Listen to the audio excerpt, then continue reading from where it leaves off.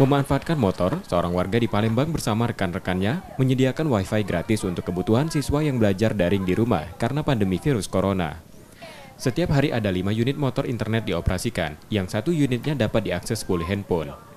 Motor internet berkeliling ke kawasan menengah ke bawah di Palembang, dengan satu pengendara untuk 3 kecamatan dan dimulai pukul 8 pagi hingga 4 sore.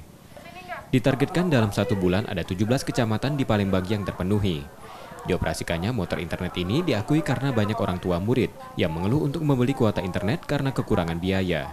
Setiap hari dari jam 8 sampai jam 4 ada 2 titik, jadi kita per orang itu dibagi ke 3 kecamatan, harus kena di 17 kecamatan setiap bulannya. Dan itu dari jam 8 sampai jam 12, stop di jam 12, dari jam 2 sampai jam 4. Motor internet ini sudah beroperasi dan akan terus berjalan dengan penambahan sepeda motor hingga siswa dapat kembali beraktivitas di sekolah. Reski Oktora, Muklas Diferensial, Kompas TV, Palembang, Sumatera Selatan.